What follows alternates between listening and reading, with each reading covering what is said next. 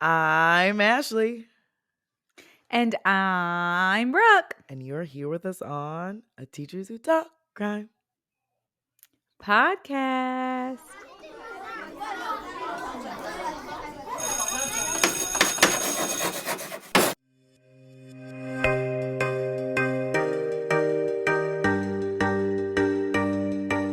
Hey, y'all. Hey, What's hype? I got a new chair. Ooh. Spin a chair. Oh, Ooh. that's fancy. Well, James didn't like the fact that I took our dining room chair. Yeah, So he went and bought a chair. that's So my cute. plan worked. Not Yeah. the plan worked. Yeah. I want one of those crisscross chairs from. From the TikTok I shop. do. But it doesn't have wheels. Yeah. I need wheels. This one has wheels. I can't crisscross applesauce, but I have seen that. Mhm. And I've seen that the only negative side of that chair is that it doesn't have wheels. But I feel like if my feet aren't on the ground, I won't wheel it around, but I still want the You could ability. push off furniture. Yeah, but I still want. Because I wanted it for my classroom, really, Oh. um, but I don't really move around because the setup of my classroom it doesn't really flow with that. And then I was thinking about getting one from here, but I never really sit here unless we're recording. So I don't know. I think it would be That's true. a waste of money, but I'm feeling very impulsive, so I don't There you go. know. Do it. Yeah, I might. Who knows? You could put it in your bathroom and do your makeup, though, if you ever Yeah, didn't want to stand. but I don't know if it raises that high because I have that thing with all my Oh, makeup. your counter. Yeah, I Yeah. don't think that would work. I need a separate vanity, and I don't do my makeup enough to do that. Like True. it's a rare occasion Yeah. that you see me in makeup. I'm probably not bringing any down this weekend. Probably not. There you go. It's fine. Bare face. You do. You'll still be beautiful. Thank you. You're welcome. We just celebrated Ashley's birthday. So, pew, pew, pew, pew, pew, pew. Yes, she's old as Yes. hell. She's I love it. 34. You're not old. I'm so old. Not I'm old. You're not. 34, actually, mentally, probably 75. 100%. Yeah. The calendar says I'm 34, but I'm 82. Yeah, 100%. My body Yeah. hurts every day when I get out of bed. By the end of the day, I'm hobbling everywhere. I'm like, this is life. This is what it's gonna be.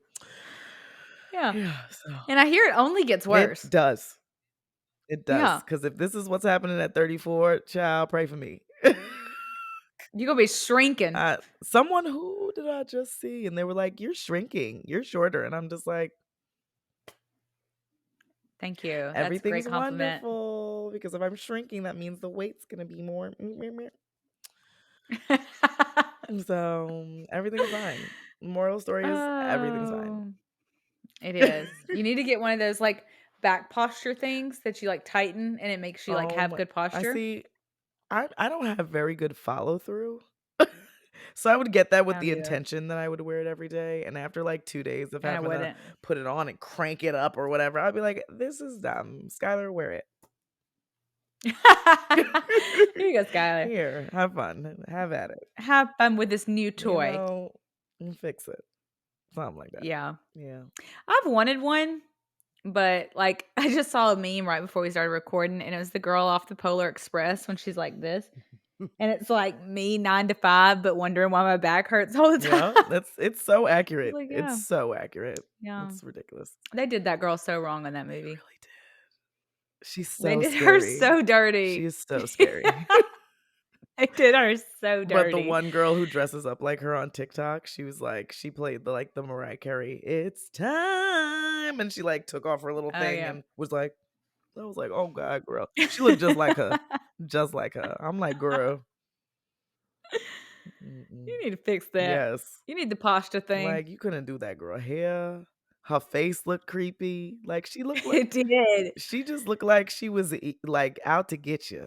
She just. Her posture was her shoulders were touching her knees. I'm gonna need a remake expeditiously. It was rough. It was rough. Not a good time. Yeah. Well, I mean, we are almost in December. So I guess we have 1 week of November left by the time you guys hear this Yeah, episode. that's So like, wild. was Thanksgiving great? Wonderful? Are you warming up Mariah Carey? Did you warm up Mariah Carey in November? Like how do you do Christmas? Are you asking me? Yeah. You know how I do Christmas. Yeah. Chris But if you want to do Christmas, go hang out with Whitney. Oh, 100%. I don't ever want to do Christmas things. I function really well under chaos, which is why I'm a procrastinator. Mhm. So my Christmas tree will not come out until Twinkle brings it. She usually brings the tree, our elf. And she brings all the Christmas spirit. Twinkle Yeah. is the real MVP around this house around Christmas time. I really like what Twinkle does around your house. She's very You creative. know, Twinkle is probably the only spark that sparks something in this area right here around Christmas time. Mhm. It makes your heart grow 3 sizes I don't bigger. know if it's 3. It might be point Okay. 0.5. Um, Oh, it might be alright. 0.5, but the girls truly enjoy Twinkle and the girls enjoy Christmas, so I try and be less grinchy for them. Yeah. I mean, but as adults, we've learned that the Grinch didn't hate Christmas, he hated people, which is understandable. That part. So, I mean, the Grinch's little cave's looking more and more like homey to You me. know what I'm saying? If I wasn't so afraid Mhm. of getting murdered, I'd probably live on a farm. A big Yeah. farm with nobody I don't know near why you have me. to get murdered on a farm, but okay. Well, I feel I just have a like places like that.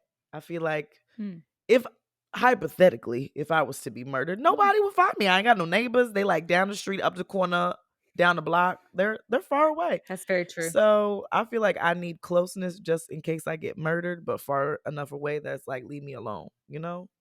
Yeah. Yeah. Yeah. Yeah. I feel you. Mhm. I feel you. Yeah. Mhm. Hmm. So, as Ashleigh finds the star student for the week, I do want to give a little plug for me and Ash. We were guest on Jess Smith's podcast, and she was also our guest a few episodes ago. If you didn't see that episode on YouTube, it was our first release for It YouTube, was. and it was a teacher happy hour case. Mhm. And so you need to go back and listen to it. Indeedy. She is from the Bored Teacher on TikTok. She also has a very big following on TikTok, but we were also on her podcast recently, probably the same week this episode is Yeah. airing. Her episode is being released as well. And it is the Hot Mess Teacher Express. So Mhm. if you want some tea that we don't normally disclose on here, then maybe you should go over there and listen. You know? And You yeah, know? It was a good time. yeah, It was a very it it was. was a very I was nice. in a lot of pain, Brooke but was. She was in pain. You yeah, know, I was going through a hard week, you know. yeah, It was a lot happening, but we pushed through as we yeah, always do. we did. Very resilient over here. Yes, But I can't wait to see the final product because it was.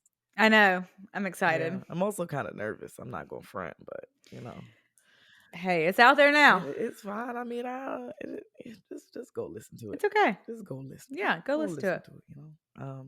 But our Yeah, estudiante estrella for this week is Senorita Anderson. I love it, Senorita. Mama used to call me Senorita Anderson. Yep. what, what was that? I don't know. I liked it. You're not the only one that can make jingles around here. You were Ooh, ooh. absolutely right. She said, Senorita. I was like, okay, Brookie. Okay. That girl said Senorita. Okay. Oh, yeah. So Senorita Anderson's review is titled Cinco Estrellas. And for all of you who don't know, that Oh. means 5 stars, clearly. So it's a 5-star review. Pew, pew, pew, pew, pew, pew. Period. And Yup. Senorita Anderson states, love, love, love your podcast. I listen every day on my way to work. 25 minutes flies by when I feel like I'm chatting with friends instead of listening to a podcast. I even use some of your phrases / jingles with my students. I have been listening since the beginning. Congratulations on 100 episodes and many more to come. Whoop, whoop. Oh, Yeah. I love That it. was I nice. love That was it. nice. That was nice. That was cute. Yeah. Wow. From the beginning? So you was listening when we was In the closet. in the closet. Our Yeah. audio was not this. We didn't have John. We Uh-uh. didn't have We didn't have a YouTube. lot of things. We just had Yep. each other. We We just had did. each other. Yes, sure did. We did. Um, Yeah. yeah, but Senorita Anderson, I thank you so much for your review. This gold star's for you. Bing. Yeah. Yeah, that's it right there. Yeah, it is. Mhm. All right, guys, buckle up. Mhm. Like click clack, buckle it up. Okay. Like safety belt, turn on the airbags, Oh wow, the whole 9 that's yards. a Okay. lot of safety. Yeah. Mm. Mm-hmm. Okay. Yeah. Mm. Sit down. Shut up. The murder is about to begin. Ahora.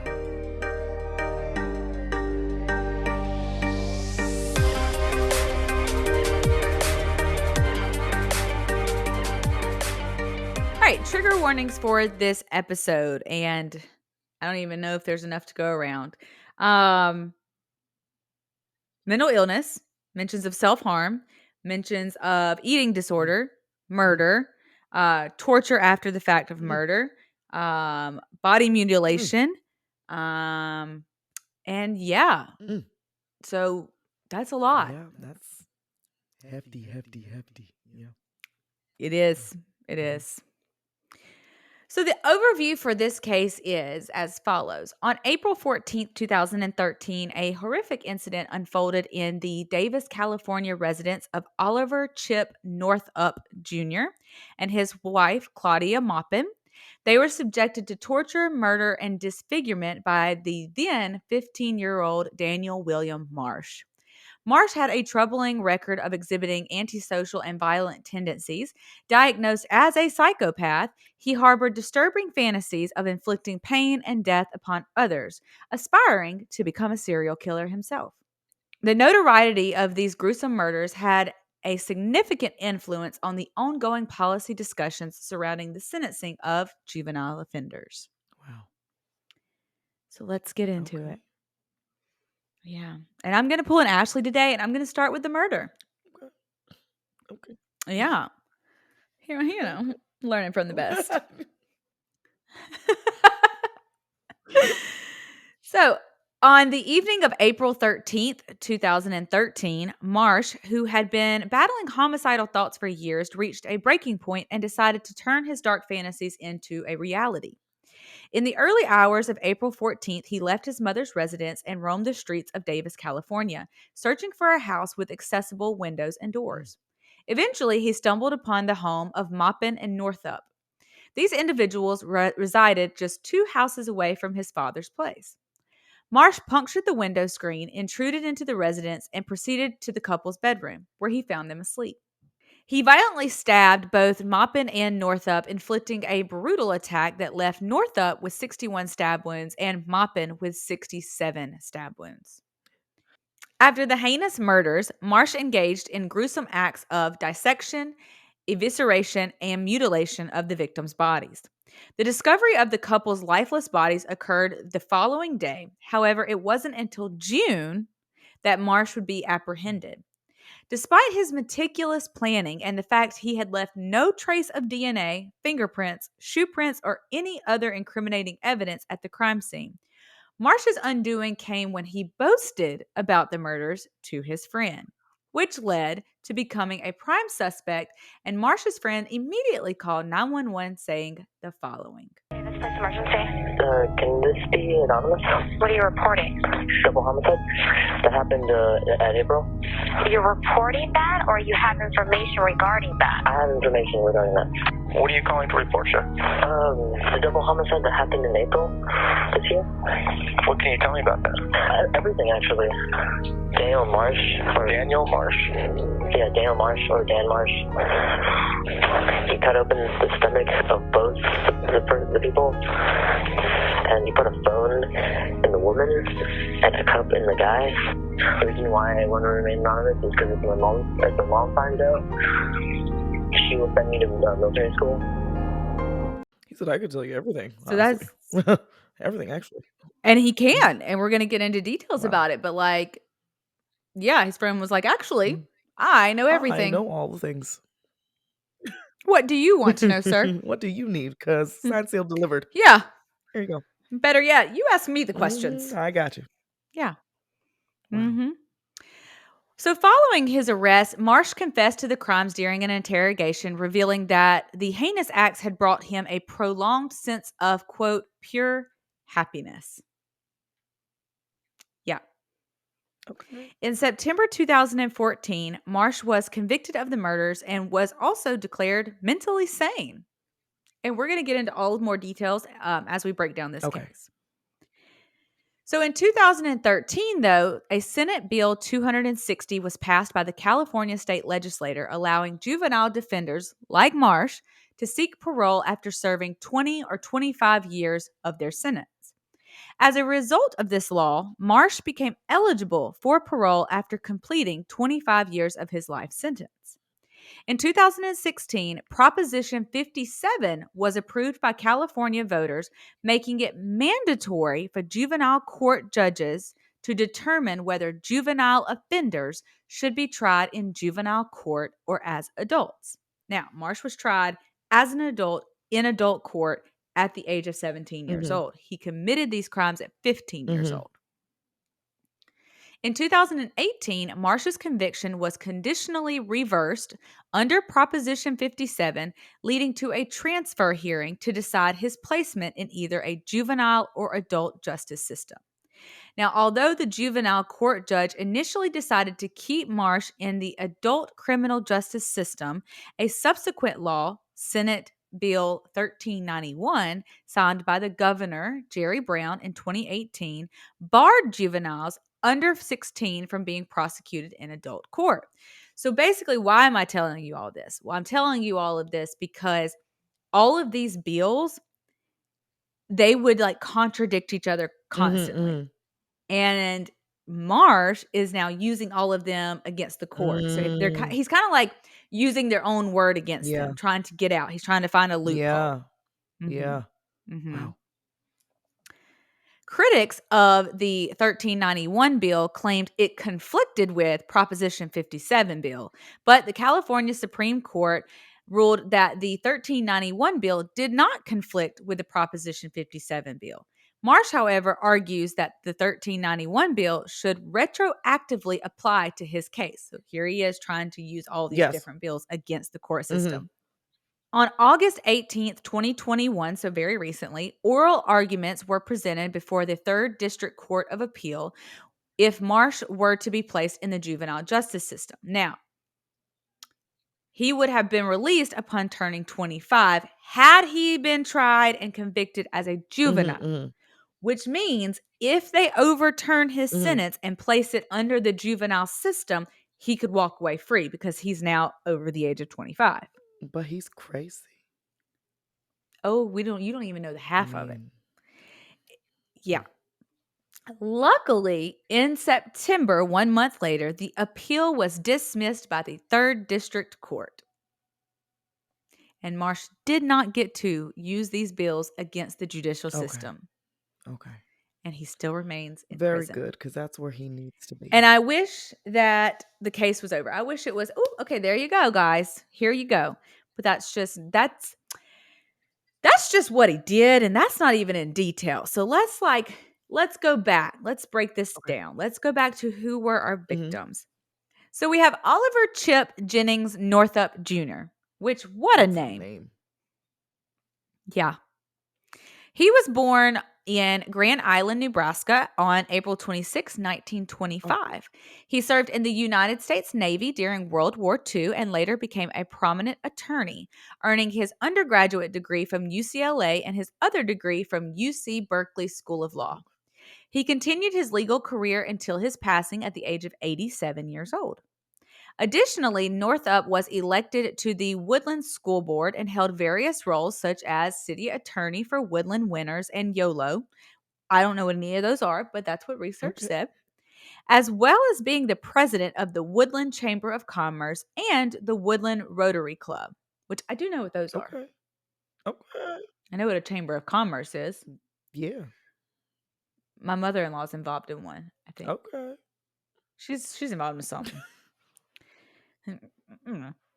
He was also a musician for the puta. I think that's a bad word in Spanish. Sure is. Sure is. That's not what he's involved in, guys. You out I here got that cussing. wrong. Mm-mm. Yep. Puta. P-U-T-A-H. Pata. Pata. That sounds like a band name. Pata. He was also a musician for the Pata Creek Crawdads. Crawdads. Isn't that a book with a crawdaddy singing something like that? Yep, and a movie. Okay. Yeah, it's a good one too. He was even one of the founding members of the Unitarian Universalist Church of Davis. He's doing a lot. So he was he's a very well-rounded man. Wow. Yeah. It was at that church where Northup met Claudia Maureen Maupin, and they tied the knot in 1996. Maupin was born on May 15th of 1936 and served as a pastoral associate at the Davis Unitarian Church and was actively involved in local theater. Okay. So you got a musician and a thespian. Yeah. Okay. Oh, I love that. Little duo. She was involved in her church and her theater up until her passing at 76 years old. Why is he attacking these old people? It was yeah, because he was just trying to find access, but still, like, yeah, good people. Granted, don't kill nobody. Don't break it to nobody's house and kill nobody. Don't kill nobody. They were good people. Yeah. I mean, like, thespians, part of the crawdads, starting churches. Yeah, that's just like being on school boards. Just like what they say on, I can't remember which podcast, but like, don't sleep with your windows open. Like, don't. I live on the second floor. I still don't sleep with my windows open. I understand the rules.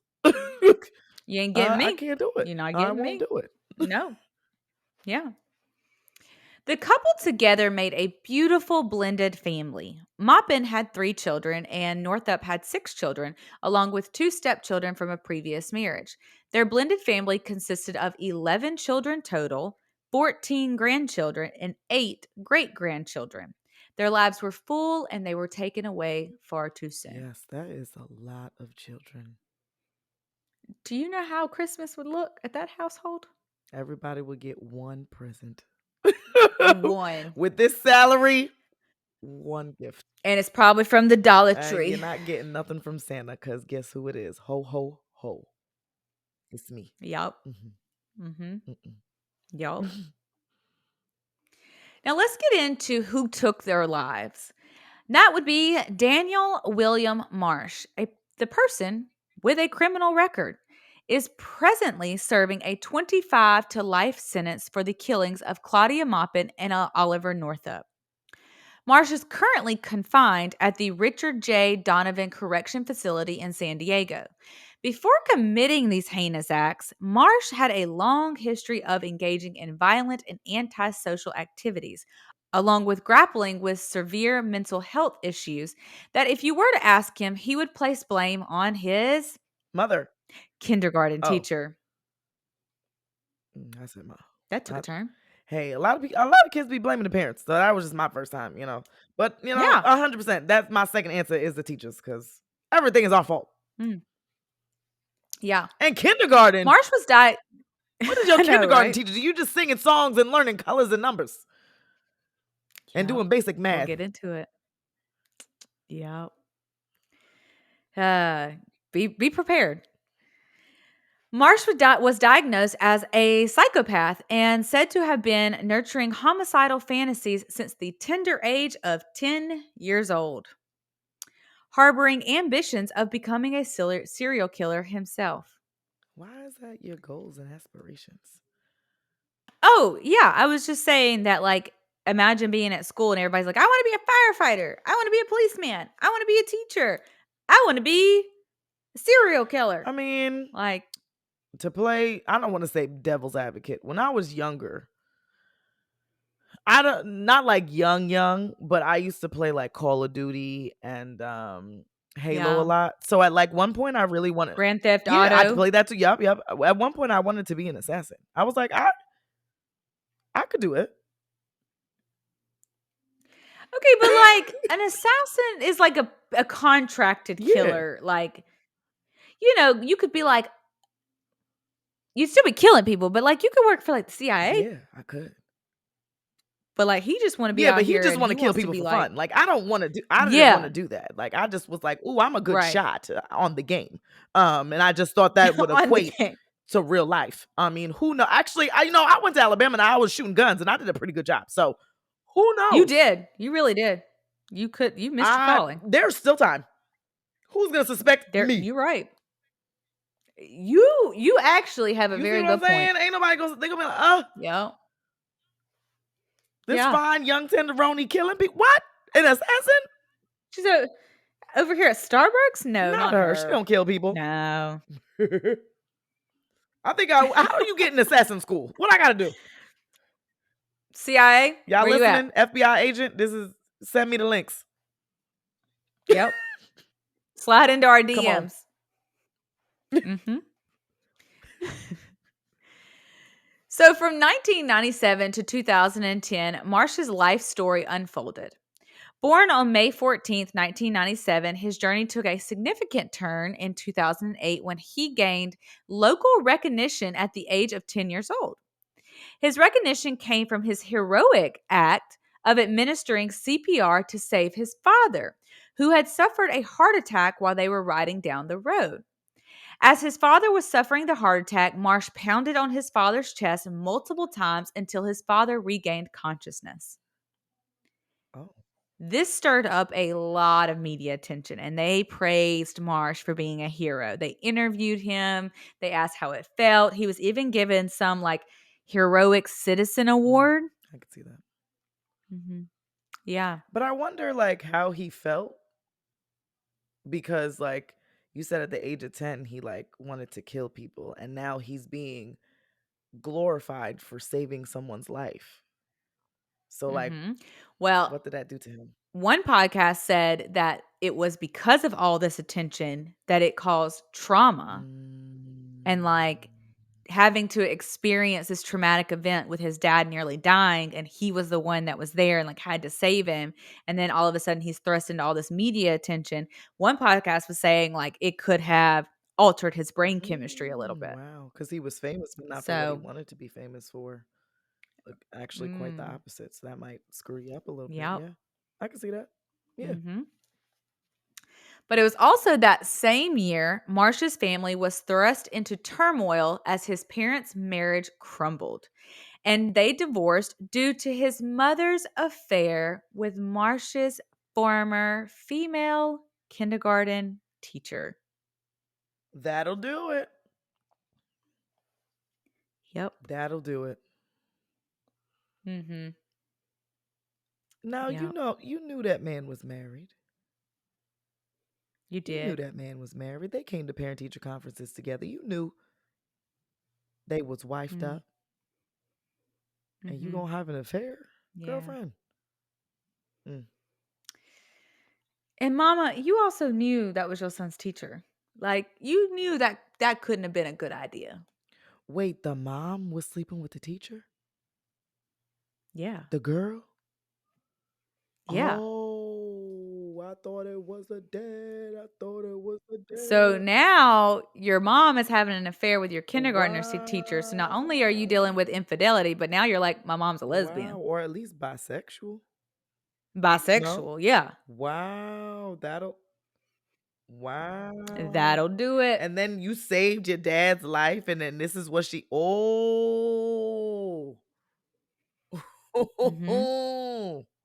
He is not liking this at all. He is not enjoying himself. Wow. Yeah, so now that we understand where the kindergarten teacher comes into play. I thought she like he maybe had a situation like me, because my kindergarten teacher, from what I can remember, she was very mean. I did not like school. And one of the reasons I became a teacher was to not be like her. But I just remember her put me in a corner. And I didn't like that. No one puts Ashleigh in a corner. No. I was just about to no say one that. puts Ashleigh in the corner. So I didn't like that. But yeah, she was, I thought it was like that, but that mine is nothing compared to what you going through, my friend. Yeah. Wow. Well, not my friend, because you're not my friend, Yeah. sir. No. But But you couldn't have predicted I that did scenario. not. Yeah. Yeah.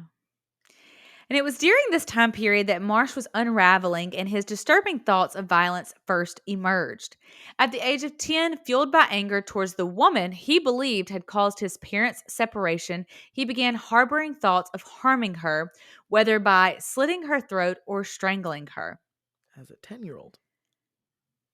Yep. 10 years old. Was he like, Yeah. what was his stature, if you will? Oh, we're going to get into that too, but he was small. Okay. I'm like, you Yes, he strangling was small. people? Like, But his friend that ended up calling 911, they were friends at this time. So they kind of grew up together. They were really close. And his friend even said, like, I engaged in these conversations with him. We hated her. We hated her. I hated him. I hated this woman because my friend hated this woman. And if my friend hates him, now I got beef with her. And so he was like, but I didn't think anything of it. I really just thought he was working through some issues. Yeah. His dark fantasies evolved to dreams of taking people's lives around the age of 11. It was also at 11 that he finally confided in a therapist about his disturbing desires and his intention to act upon them. This revelation led to a diagnosis of adjustment disorder with a depressed mood. So in the 7th grade, he escalated to making threats of physical harm on himself and on others. Seeking help, Marsh started sessions with a David Bessa, a clinical social worker, in May of 2010. The intake form noted Marsh's struggles with nightmares, temper outbursts, and general aversion to people. In August of 2010, Marsh was prescribed Prozac, his first antidepressant, which he was recommended a daily dose of 1 to 2 capsules in the quantities of 100 milligrams. Your standard dose. Now, between the years of 2010 and 2013, Marsh underwent a troubling transformation during his teenage years. He began experimenting with alcohol and marijuana while frequently switching between his parents' homes until the age of 14 years old. It is worth noting that his father bought a home in the same neighborhood as his mother in order to keep the family unit close. That's nice. Yeah, man got cheated on. And He suffered a heart attack. His son had to bang on his chest, and he's still just being, for the family. Yeah, that's a good man, Savannah. That's a good man, Savannah. Yeah. But it was also at this point that his father had to kick him out of the house due to his excessive use of alcohol and his constant intoxication and marijuana How old is he again? While he is, I'm glad you asked, 14. Always drunk and high. At 14? Yeah. His friend said in an interview that they would get drunk and high at least 4 days a week together at 14 years old. 14? I was playing sports. I was still playing Barbies, I think. That's like, I was doing schoolwork. Yeah.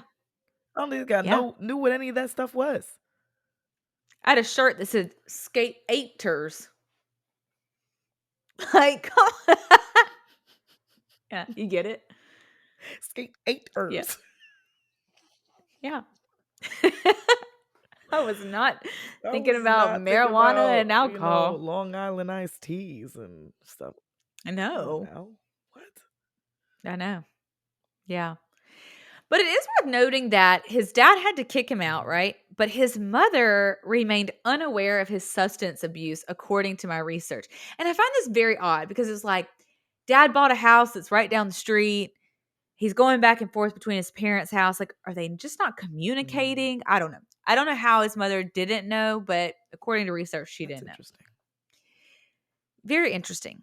Anyways, in October of 2011, Marsh developed anorexia, an eating disorder along with an unhealthy gym obsession, as in working out to the absolute extreme. And this is where his friendship with the the boy who called 911 earlier when we discussed, this is when their friendship fell apart. His friend was still into video games and hanging out and just being a teenage boy. And you have Marsh, who he was begging to eat a cracker, and Marsh would not eat. And then he started going to the gym, and his friend was like, yeah, I'm not into that. Me either. And they drifted apart. Yeah. Wow. Yes. This led him to a placement in an intensive outpatient program for treatment the following month, November of 2011. By this time, his weight had plummeted to a mere 93 pounds as a boy that was between the ages of 14 and 15 years old. Oh my gosh, he is hungry. That's how much my thigh weighs. I feel like that's what my arm weighs. I mean, 93 pounds. Yeah. That's nothing. No, I could blow him over. Child, I don't remember the last time I was 93 pounds. Me neither. That's crazy. Yeah. Marsh's struggle with an eating disorder led to his hospitalization at Berkeley Hospital from December 29th, 2011, all the way to January 25th of 2012. Now, throughout this period, Marsh's medication was adjusted multiple times, and we know how your body can react when you have a change in medicine. Transitioning from Celexa to Lexapro and then back to Prozac. He was also prescribed Abilify, which is an antipsychotic due to feelings of depression and out-of-body experiences occurring 4 to 5 times a week while hospitalized. So needless to say, Marsh was a walking pharmacy. Yeah, and I just wonder how all these meds interact with each other. But I mean, you're literally putting him on Prozac, monitoring him. You're like, oh, that's not working. Let's switch it to Zoloft. Like, I thought you had to come off of that stuff. Yeah, I thought it was let's find the right dose, not just let's change it complete. I mean, granted, I'm not a doctor. I don't know. Me neither. I could totally be telling y'all the wrong thing. I don't know. It just seems a little much. Yeah. Especially when he's combating anorexia as well. Right. Gotta figure it out. Yep. So, needless to say, Marsh was really going through it, but by all accounts, his family and even his friends were super supportive, and they wanted to see Marsh get better, and they wanted to see him overcome this obstacle in his life. Now, over time, Marsh's violent thoughts grew more intense and were not seeming to get any better. At the age of 14, his dreams of harming others, which had begun at the age of 10, became even more frequent. In mid-December of 2012, he confided in a school counselor about his homicidal fantasies, resulting in the involvement of the police and his involuntary hospitalization due to the threat he posed to himself and others. And just snaps for that counselor because, good for you. Yep, you were. Good job. During this same time, his medication was switched again to Zoloft with Seroquel. I'm going to go with that, Seroquel. Never heard that one. Now, Seroquel treats schizophrenia and bipolar disorder, which he doesn't have a diagnosis of yet. So why are we treating him with that medication? I don't know. Well, you know how I'm not some a doctor. medications are for something, but they also help other things. Like maybe it's that type of You're right. situation. You're right. Because isn't Viagra for not only for erectile dysfunction? Doesn't it I feel like I heard somewhere that it helps with something else as well. Maybe I'm making this up. I don't really know. I don't know where I'm getting this from. Or maybe I'm confusing it with another popular, I don't know. But I feel like some medications, they may be mainly for that, but they also help treat. So it's like me taking this, I have a high blood pressure pill that I take, but I take it for acne. Yes. Something like that. Yes. Yeah. That makes sense. Yeah. So in early 2013, Marsh began taking also Wellbutrin, which is used to, I have heard of that one. Wellbutrin, which is used to treat depression. And again, more of a walking pharmacy, as they could not find the combination best suited for him. In January of 2013, he disclosed his homicidal ideations again, but this time regarding school peers to a school psychologist, stating that he had full confidence in his ability to harm these certain individuals that he considered his peers and classmates. Now, he's openly going to tell people about this? Yes, he's telling school counselors and therapists. So yes. Is he telling them because he wants help, or is he telling them just because he wants to tell? Do we know? I feel as though he was seeking help. I really do. And like the first counselor, she put him in a hospital, so he could be monitored. And a lot of them do call the cops that he tells these things to, which they're legally obligated to do. But I can't imagine that he thinks that, because he's a very smart kid. Like, so I can't imagine that he thinks they would keep this secret. So the only thing I can think of, if I know they're going to legally report me because they have to, then obviously I'm doing this so that I can maybe go back to a hospital or get attention or want help or something like that.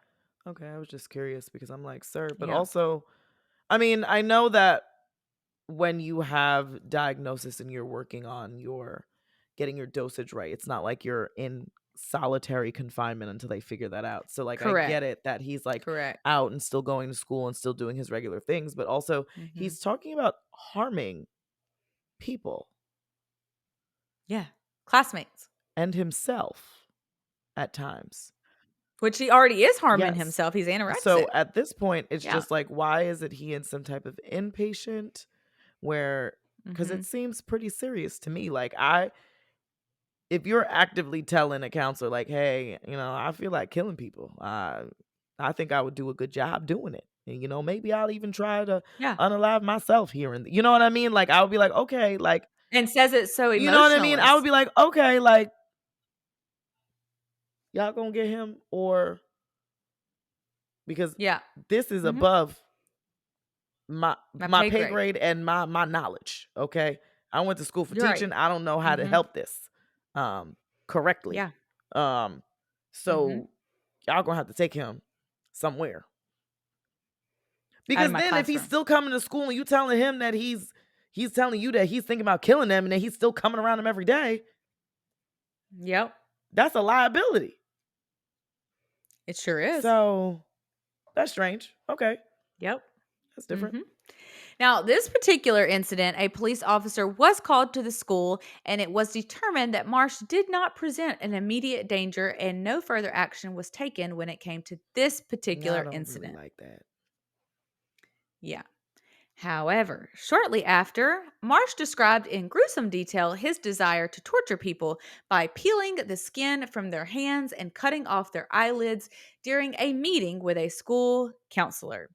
Now, bless this counselor's heart, because good God, if the teacher called me and said, hey, Daniel, Marsh wants to come see you again, I'd be like, I'm done. Quit. I'm out of here. Especially if nothing's being done. Like, I'm doing my job. You know what I mean? I'm calling the necessary powers that be, and y'all not. I can't stick around for this, because this is a liability waiting to happen, and my name will not be attached to this. Right. It could be me, Jesus. It could not be me. Nope. So in this meeting with the counselor, he also admitted that these graphic fantasies were just the tip of the iceberg and that he had given up trying to resist them at this point. Now, these statements were not reported to authorities because there was no specific intent or potential victim. So he identified no one when he made these claims, and that does not legally bind the counselor to report it. I don't really agree, because the fact that you have no one in mind means that everybody can get it. I can get it. You can get it. The cafeteria worker can get it. The custodian can get it. Like, the secretary can get, like, the nurse can get, like, anybody can get it. So at that point, you need a report, because you don't know who he's going after. He could just see you and be like, oh, you got blonde hair. Kank. Like, you know what I mean? Like, But he used words like people, and he did not say any distinct group of people or any one person, so it did not bind her to legally But that's report it. even more scary. Like, people, that's I'm everybody. with you. And then for you to I'm say, with like, you. you know what? I'm not gonna deny these feelings anymore. Like, when? Today? Yeah. Next week? Like, we need to figure this out because, sir, you can't be coming around here, all these children and adults and staff and. Yep. Wow. So Marsh's homicidal thoughts persisted on, and he constantly contemplated how to harm others whenever he looked at someone. And we will even see this in action when we listen to his interrogation with an investigator. Marsh even fantasized about a schoolyard massacre and aspired to become a serial killer, very much like Jeffrey Dahmer or Ted Bundy. He trying to eat people too? I don't know. Yeah. Marsh started discussing torturing and killing random people more openly with his friends and girlfriend and began creating. He did have a girlfriend. Yes, he did. How did. Mm-hmm. Go ahead. Mm-hmm. Go ahead. I already knew what you were going to say. Go ahead. I'm just. Oh, yep.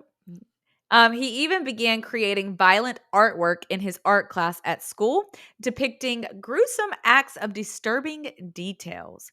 Friends recalled that he frequently spoke about killing people and planned to plead insanity if he was ever caught for murder one day. Yeah.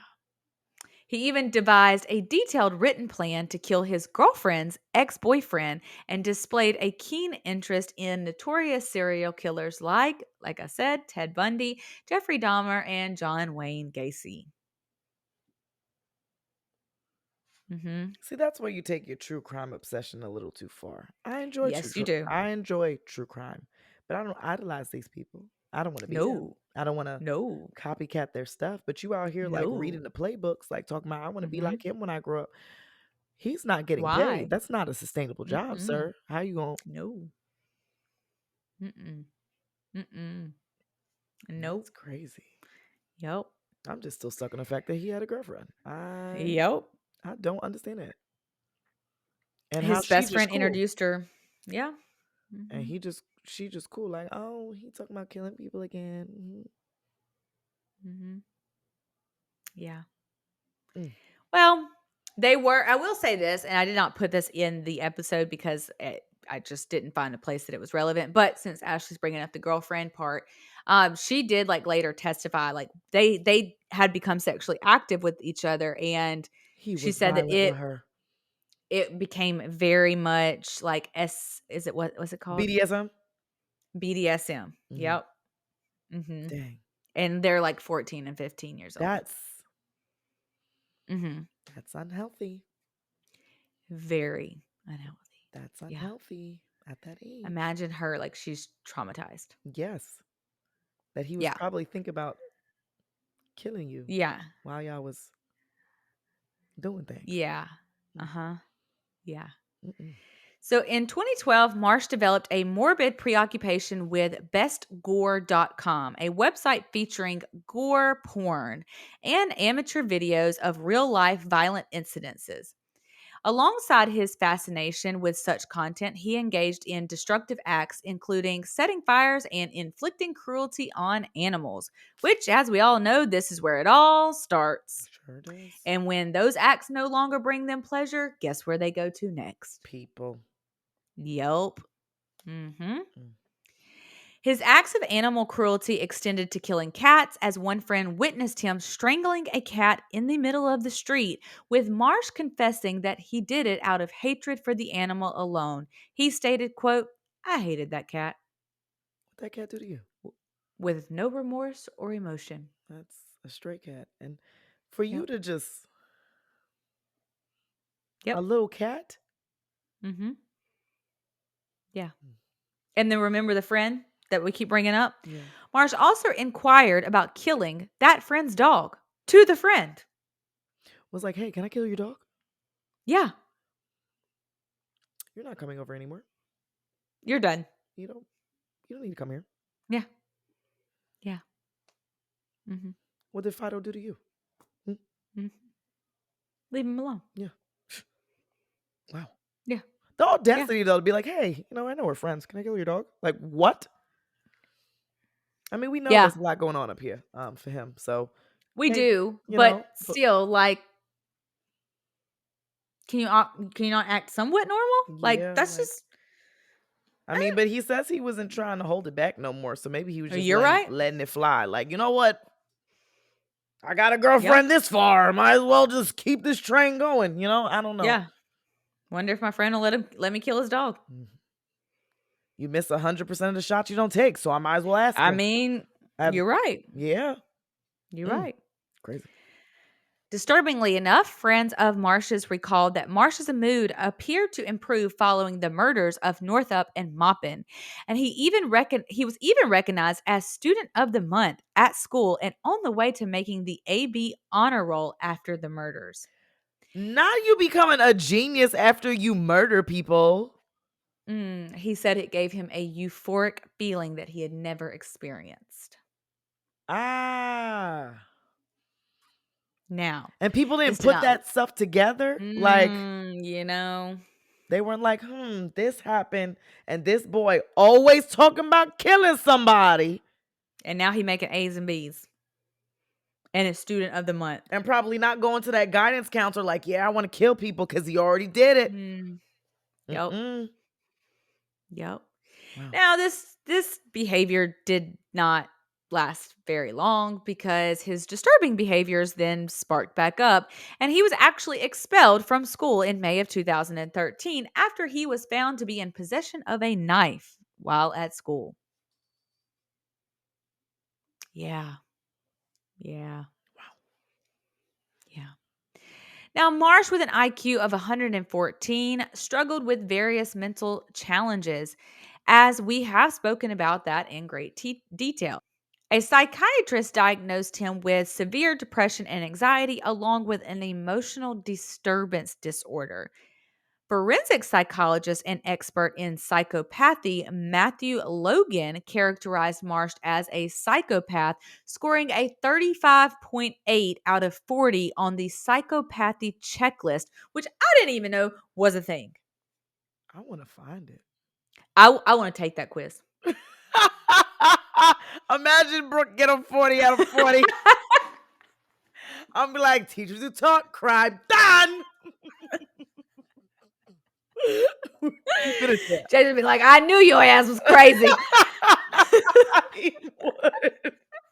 He really would. Oh, we gotta find it and put it on the story. We gotta find it. Oh my gosh. I didn't even know there was a test. Like, not that, take this test to figure out. You know how you do those Facebook quizzes? Yes. Like, take this quiz to figure out who your true love is. Take this test to figure out if you're a psychopath. Yeah, exactly. Click. Immediate. Yeah. Let me see. Yeah. Oh, curious. Like, what? Oh. When I read that, I was like, what? There's a test for this? I mean, because then when you think about it, some people are diagnosed as a psychopath and there has to be something to, but you never think of it like that. It's just like, you crazy, you psychopath. You know what I mean? Like, it's never like, oh, well. And also, how many of those checks deem you as a psychopath? Like, if it's out of 40 points and I get 10, am I good? Am I okay? Yeah. Or should I be getting Am I a mild psychopath? Like, am I just stalker level like, psychopath? Are there levels to it? I just need to know. If I check one, am I doomed? I need to know the rules of this quiz because I'm gonna take it. I'm absolutely gonna take this quiz. Yes, 100%. Yeah. So Marsh scored a 35.8 out of 40. That's so hot. And he was deemed a psychopath. Yeah, because he was up there. Yeah. Mm-hmm. Yeah. Now, James Rock up.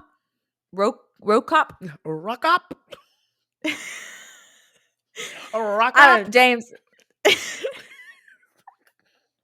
James, I'm sorry if I messed your name up, but James, another psychologist, suggested that Marsh was a sexual sadist who committed murders for self-gratification. Now, he was the only one that truly believed that there was a sexual component to who Marsh was, because neurologist and neuropsychiatrist Kathleen disagreed with these assessments, arguing that there was no evidence of antisocial or sexual sadism in Marsh.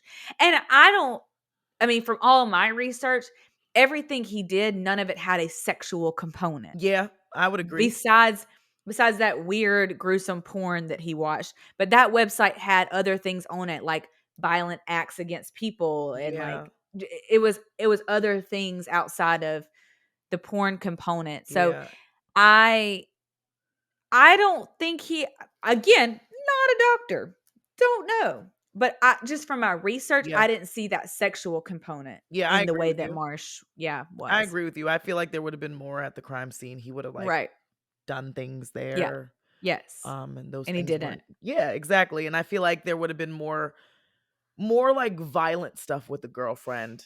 You know what I mean? And I just I don't see it. Yeah. Marsh, instead, she claimed that he was manic depressive disorder, dissociative disorder, depersonalization, and anorexia disorder. Now, beyond his mental health issues and violent tendencies, Marsh appeared emotionally distant from both of his parents. A family friend noted his lack of emotional response even when all of this was taking place and his mother was crying profusely in front of him, and he had no emotion. Now, people don't know if this had anything to do with his mother's decline in her own life, because she had a neurological illness that was basically killing her. And again, that could just also be a trigger. His mom left his dad for his kindergarten teacher, and now she's sick and it's killing her. And my dad kicked me out of the house because he don't like me drinking and smoking weed. Yeah. You just don't know. Yeah. So maybe he was just off put by his parents altogether, you know? Yep. You never know. Now, according to Marsh's confession, on the night of April 13th, 2013, he reached a breaking point after years of harboring homicidal desires.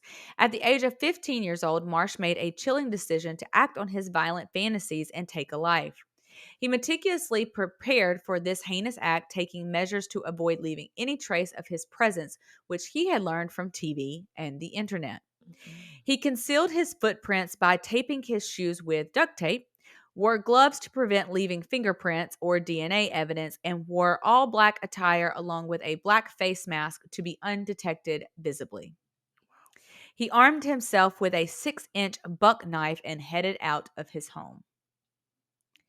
In the early hours of April 14th, between 2 a.m. and 3 a.m., he left his mother's home and roamed the streets of Davis, California, in search of an opportunity, but with no particular victim in mind.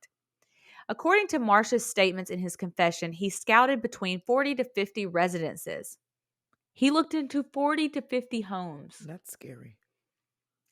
Terrifying. Because, like, at what point you like, it's not in the cards. Like, at what point are you like, God, I hear you. I'm going to go home. You know what I mean? Like, there was none of that for you.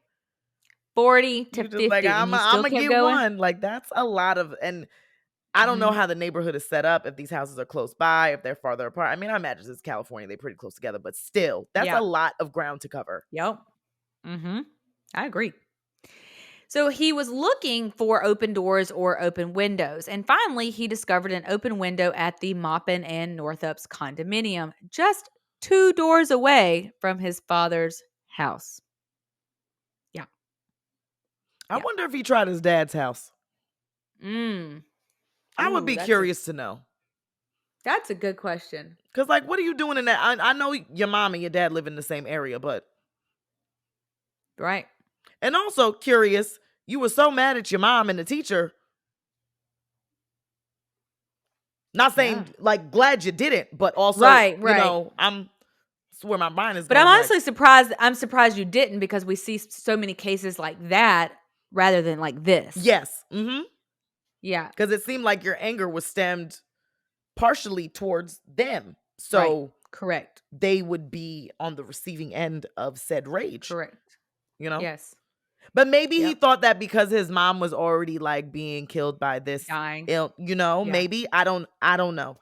Just thinking out loud. It's fine. Go ahead. That's very interesting. Yeah.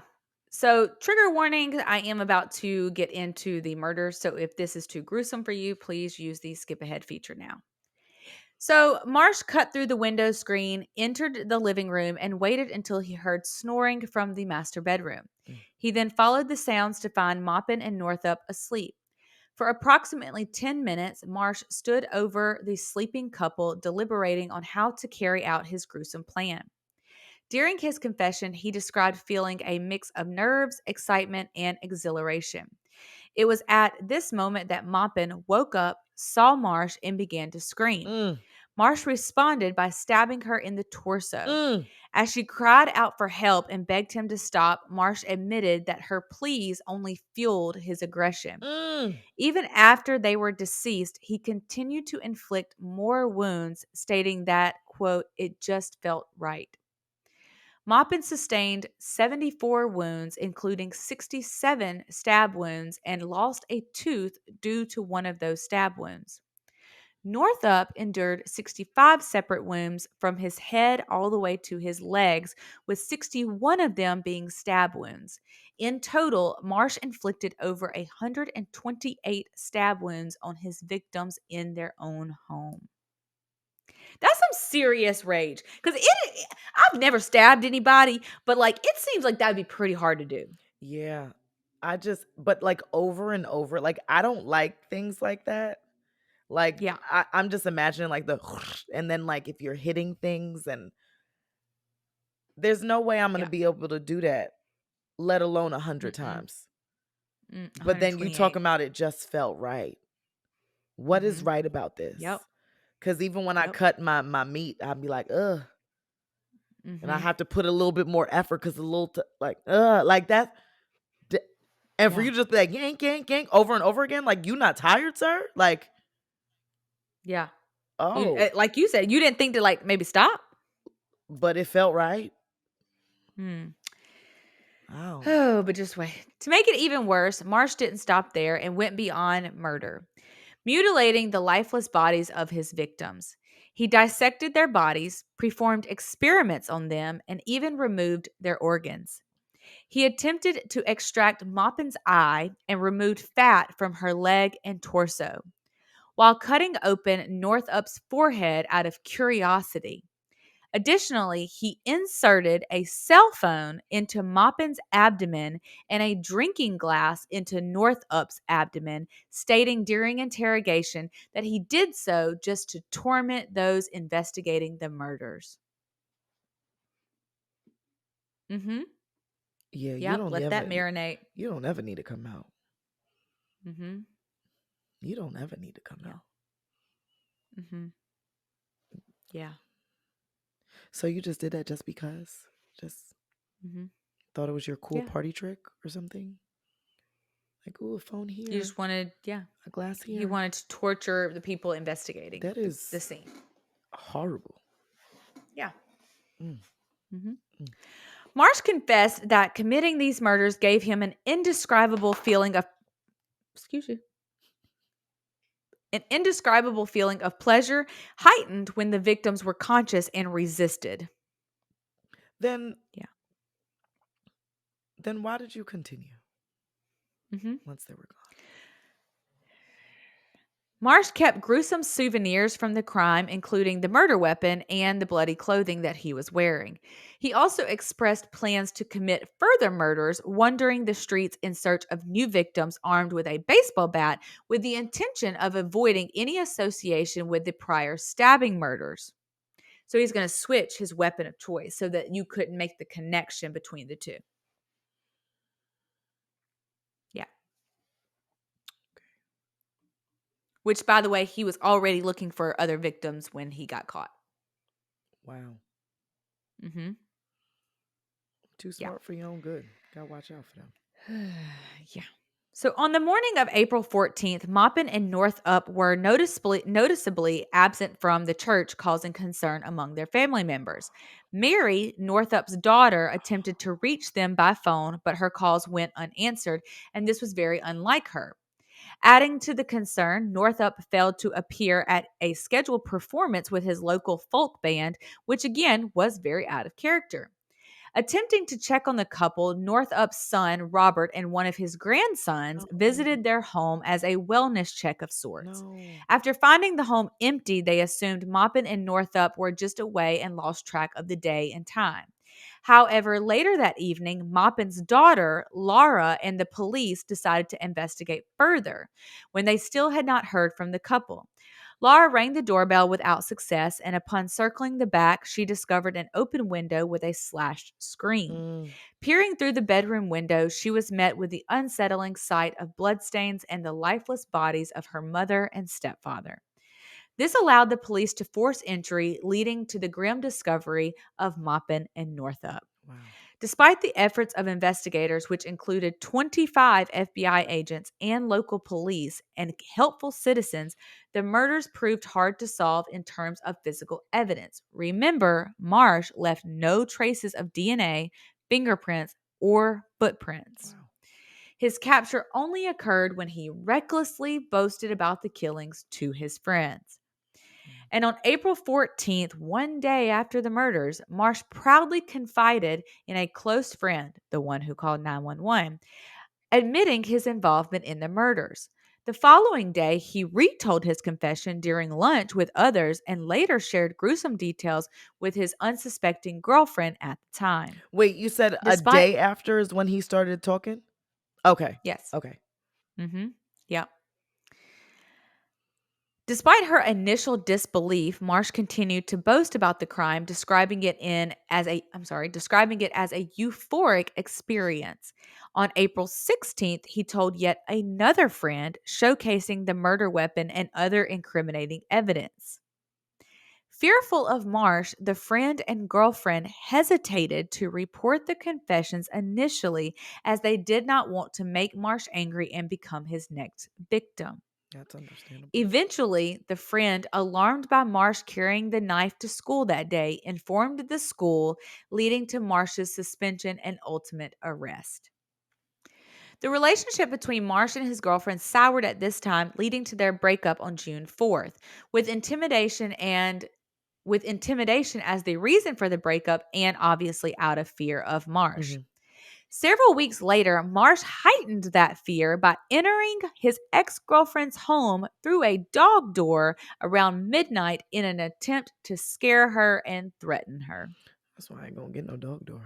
Them things. Yep. Raccoons, creatures, and people come through there. People. But those little holes are not that big, so. He was 93 pounds. And then also doing all that while you're anorexic and probably like no strength. Yep. That's crazy.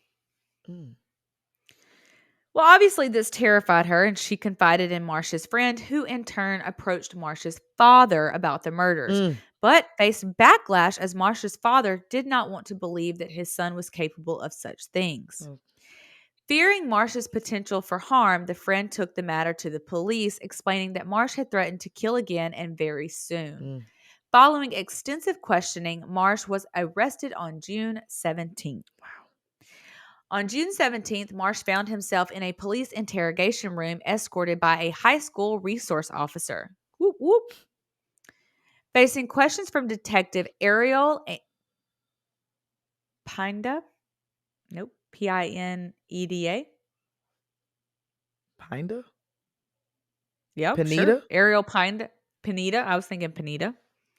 Ariel Pineda and FBI Special Agent Chris Campion. Marsh initially denied any connection to the gruesome murders, attempting to talk his way out of the situation. Tears actually began to stream down his face as he pleaded with Campion to believe his innocence. That was an act. Yup. That was a whole entire act. Yup.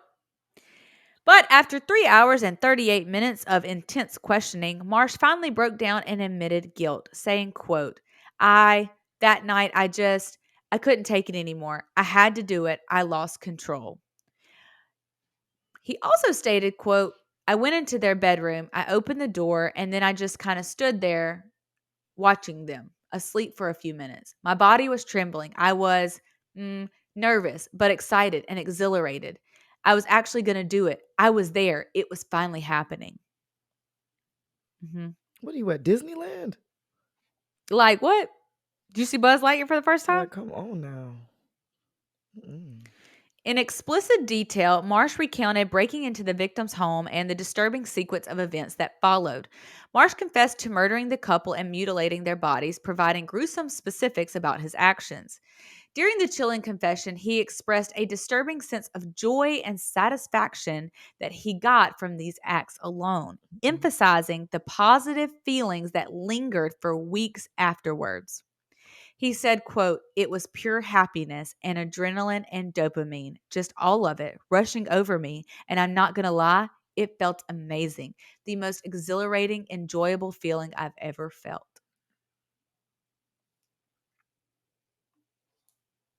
Yep. Marsh's lack of empathy for others became evident during the interrogation as he admitted to harboring thoughts of killing almost everyone he encountered. When asked about how he would kill the interrogating agent Campion, with Campion saying the following to Marsh, quote, "You mentioned that pretty much everybody you meet, you have thoughts about killing them and how you would kill them. So, how would you kill me?" Marsh coldly listed various brutal methods without a hint of personal animosity. He said, quote, "Just a lot of ways, I guess. Choking you to death with your tie would be one. Beating your face into that mirror back there until it broke, and then using the glass to cut your arteries, gouging out your eyes, and just smashing your face into the wall. But nothing personal." He said that to the interrogating FBI agent. But nothing personal. Boy, got some balls on him.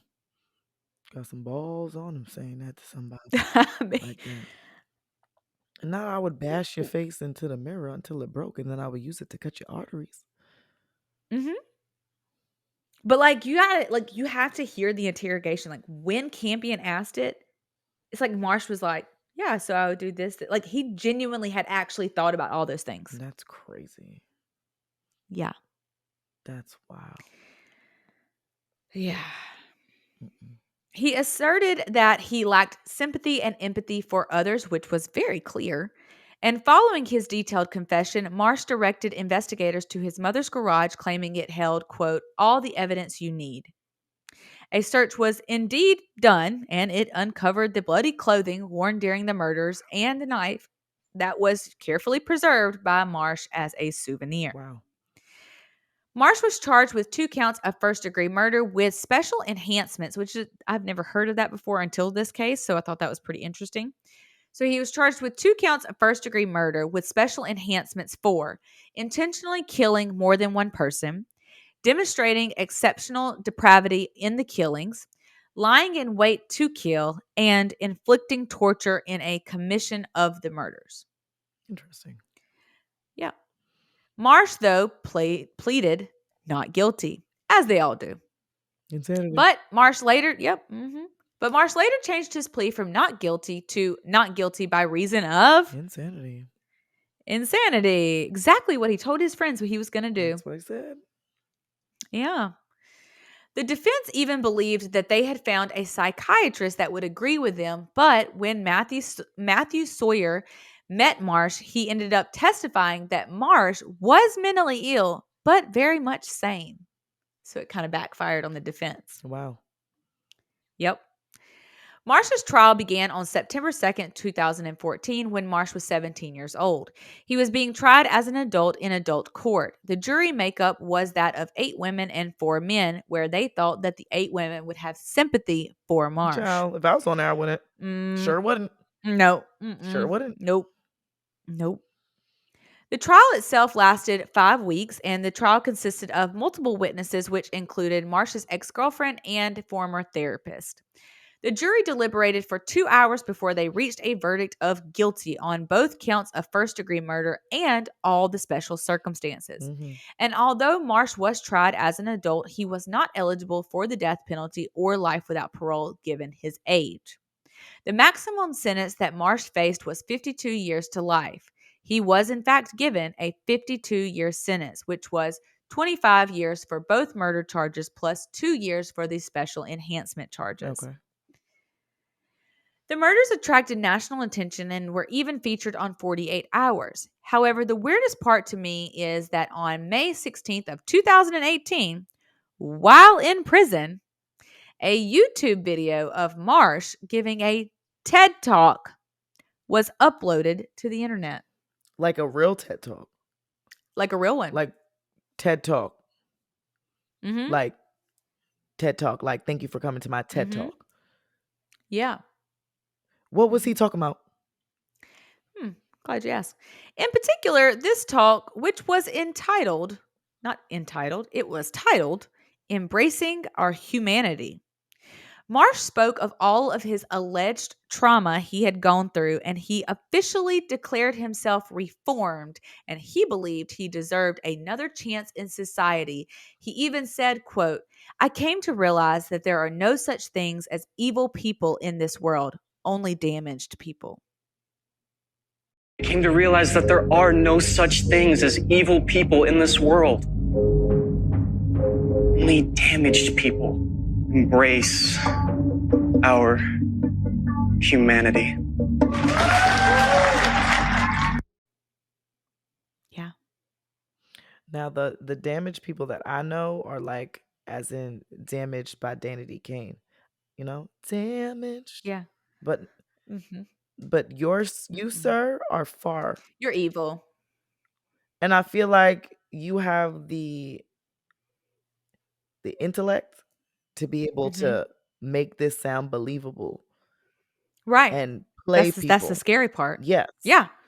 And I feel like some people probably believe him like, yeah, he's great. That's another Paris Lee Bennett right there. Yep. That's what that is right there. But obviously, this did not go over well, and the family got a hold of TED Talk and YouTube, and it was immediately taken down within 2 days of its surfacing. I was about to say, because I need to go and find it, because the fact that TED Talk even approved of this is just... I'm a little disappointed in TED Talk. Yeah, because they have some really nice TED Talks. You know, the ones that they always show you in the beginning of the year with the teacher. And she's like, oh, I don't remember what she says, but I've seen it so many times. You know, you got to be their cheerleader, whatever she says. It's a great speech. I've just seen it far too many times in my 9 years of teaching. But, the woman that says children don't learn from people they don't like. Yes, wonderful. That later. Yes. That part. But when you have things like that, and then you come out with this man who violently murdered these people, talked about murdering the FBI agent that was interrogating him, and was actively looking for more victims. Yeah.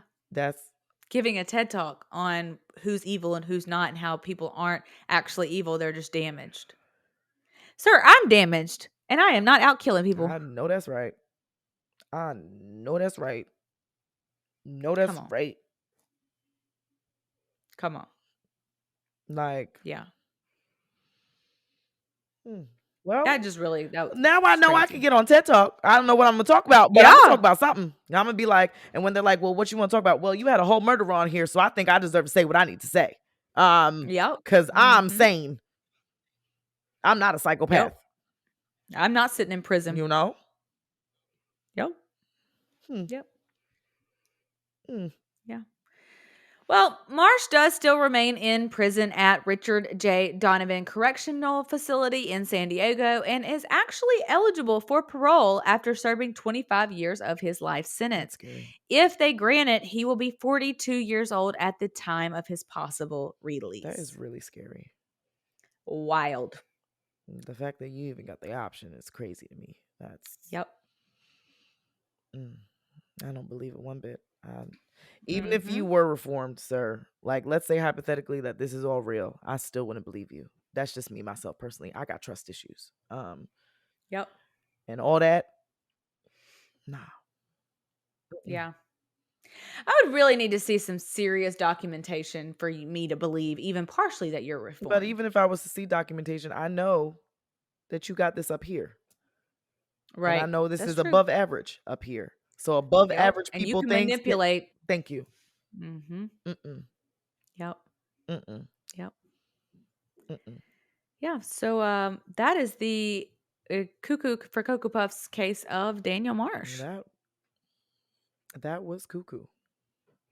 And due to time constraints, I left a lot of details out. So I highly encourage you guys to go research this case on your own.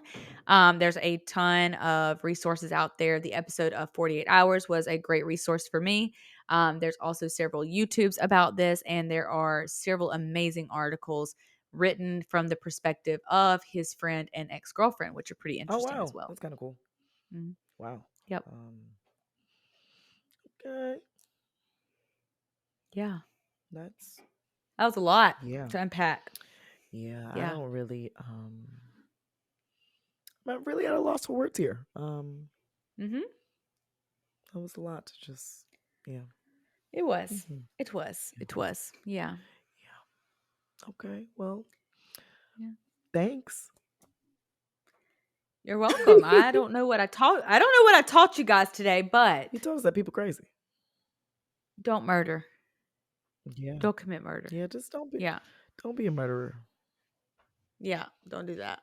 Just don't do it. It's not very wise for you. Nope. All right. Well. Yeah. All right. Well, we're in an hour and 32. Look at us. Okay. Well. Yeah. As always, the bell don't dismiss you. We do. So we will see you next time. Bye. Bye.